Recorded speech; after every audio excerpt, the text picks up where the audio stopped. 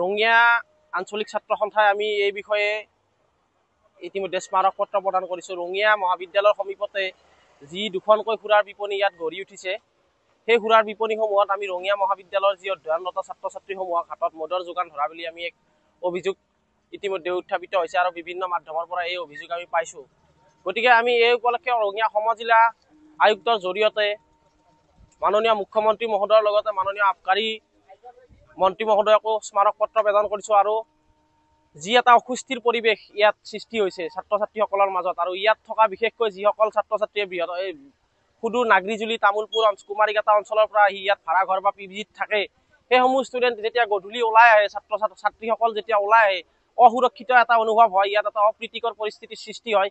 এই সমগ্ৰ ঘটনা অতি শীঘ্ৰে বন্ধ হয়, ইয়াৰ কাৰণে আমি আবকাৰী বিভাগক দাবী জনাইছোঁ আৰু লগতে এই সুৰাৰ বিপণী দুখনৰ অনুজ্ঞাপত্ৰ অতি শীঘ্ৰে বাতিল কৰি ৰঙিয়া মহাবিদ্যালয় ছাত্ৰ সমাজক যাতে এটা সুস্থিৰ পৰিৱেশ সৃষ্টি কৰে, কোনো কাৰণত আমি যাতে আমাৰ ছাত্ৰ ছাত্ৰী যাতে মানসিক তথা শাৰীৰিকভাৱে যাতে পংগু হ'ব নোৱাৰে, তাৰ কাৰণে আমি ছাত্ৰ সন্থাই আহ্বান জনাইছোঁ। স্পষ্ট কথা, ছাত্ৰ ছাত্ৰীৰ জীৱনক লৈ হেতালি খেলা কোনো কাৰণত মানি লোৱা নহ'ব।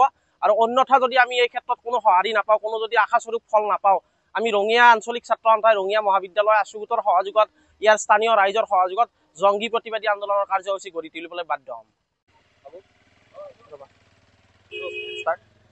হয়, আজি আমি ৰঙিয়া মহাবিদ্যালয় ছাত্ৰ সমাজ, ৰঙিয়া মহাবিদ্যালয় ছাত্ৰ সন্থা, ৰঙিয়া মহাবিদ্যালয় আছুগোটে আমি আমাৰ এক দাবী উত্থাপন কৰিছোঁ। ঊৰ্ধ্বতম কৰ্তৃপক্ষক জনাইছোঁ যে আমাৰ ৰঙিয়া মহাবিদ্যালয়ৰ সমীপতে যি ওৱান শ্বপ গঢ়ি উঠিছে, ইয়াৰ বাবে ৰঙিয়া মহাবিদ্যালয়ৰ ছাত্ৰ সমাজৰ যি সুৰা সহজলভ্য হৈছে, আৰু আমি এক পৰিলক্ষিত হৈছে যে একাংশ দুষ্কৃতিকাৰীয়ে ৰঙিয়া মহাবিদ্যালয়ত অধ্যয়ন কৰি থকা ছাত্ৰ ছাত্ৰীসকল, যিসকল ছাত্ৰ ছাত্ৰীয়ে ইতিমধ্যে ভাড়াতীয়া অথবা পিজিত থাকে, তেওঁলোকৰ সুৰা সহজলভ্য হোৱাৰ ফলত তেওঁলোকৰ ভৱিষ্যত জীৱনৰ প্ৰতি এক ভাবুকিস্বৰূপ হৈ পৰিছে।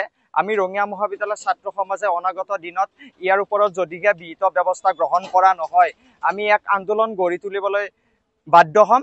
আৰু আমি ছাত্ৰ সমাজে, সচেতন সমাজে, ৰঙিয়া মহাবিদ্যালয়ৰ সচেতন শিক্ষক সমাজে এই ক্ষেত্ৰত আমাক সহযোগ কৰিব। আৰু তেওঁলোকে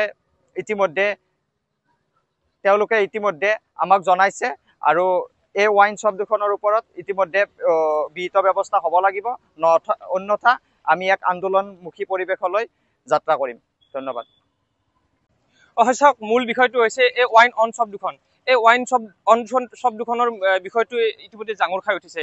মূল বিষয়টো হৈছে এই দুখন ৱাইন অন শ্বপে ইতিমধ্যে যি পাৰ্মিশ্যন আছে, পাৰ্মিশ্যন পাইছে, পাৰ্মিশ্যন পোৱা কিছুমান ক্ৰাইটেৰিয়া আছে, সেই ক্ৰাইটেৰিয়া মতে তেখেতসকলে পাইছে, আমি বুজি পাইছোঁ। কিন্তু এটা কথা ভাবি চাওক আপোনালোকে, যে ৰঙিয়া মহাবিদ্যালয়ৰ এই সমীপতে এই দুখন অন শ্বপ খুলিছে, অন শ্বপ খোলাৰ ফলত এই পৰিৱেশটো কেনেকুৱা অৱস্থাত আছে। আৰু লগে লগে এটা কথা ভাবি চাওক, ৱাইন শ্বপ খোলা পাৰ্মিশ্যন যি আছে, দূৰত্বটো হৈছে 100 মিটাৰৰ এটা ক্ৰাইটেৰিয়া আছে, 100 মিটাৰ। কিন্তু যিসমূহ বিষয়ববীয়াই এই যে অনুজ্ঞাপত্ৰ প্ৰদান কৰিছে, সেইটো বিষয়ববীয়াই দিছে 100 মিটাৰ চাই পেলাই দিছে। কিন্তু মূল কথাটো হৈছে, তেখেতসকলে নিজৰ চকু দি সেই বিষয়ববীয়াসকলে দেখা নাই নেকি যে 110 মিটাৰতে দূৰতে ৰঙিয়া মহাবিদ্যালয়খন আছে। 100 মিটাৰটো চাই পিনে তেখেতসকলে জোখমাখ কৰি অনুজ্ঞাপত্ৰ প্ৰদান কৰিছে। কিন্তু লগে লগে এইটো কথাও চাবলগীয়া যে 110 মিটাৰত ৰঙিয়া মহাবিদ্যালয়খন আছে, ৰঙিয়াৰ মূল শিক্ষা অনুষ্ঠান ৰঙিয়া মহাবিদ্যালয় আছে। গতিকে এই বিষয়টো অতি গুৰুত্বপূৰ্ণ বিষয়, আৰু আমি ইতিমধ্যে দাবী প্ৰদান কৰিছোঁ, দাবী আমি জনাইছোঁ প্ৰশাসনক যে অতি শীঘ্ৰে এই দুখনৰে অন শ্বপ দুখন অতি শীঘ্ৰে বন্ধ কৰিব লাগে। ৰঙিয়া মহাবিদ্যালয়ৰ যি শৈক্ষিক যি দিশ আছে, সেই দিশ যাতে কিছু পৰিমাণে হ'লেও আমি সুস্থ কৰিব পাৰোঁ, তাৰ বিষয়ে আমি চেষ্টা চলাইছোঁ। ৰঙিয়া আঞ্চলিক ছাত্ৰ সন্থাই ইতিমধ্যে আমি দাবী জনাইছোঁ, আৰু অতি শীঘ্ৰে যদি এই দুখন অন শ্বপৰ যদি অনুজ্ঞাপত্ৰ বাতিল নহয়, তেতিয়াহ'লে ৰঙিয়া আঞ্চলিক ছাত্ৰ সন্থা, ৰঙিয়া মহাবিদ্যালয় আছুগোট, ৰঙিয়া মহাবিদ্যালয় ছাত্ৰ সন্থা, লগতে ৰঙিয়া মহাবিদ্যালয় ছাত্ৰ সমাজ আৰু ইয়াৰ সচেতন ৰাইজ, আমি সকলোৱে ইয়াত মিলিত হ'ম। আমি অতি শীঘ্ৰে জংগী আন্দোলন আমি ইয়াতে গঢ়ি তুলিম।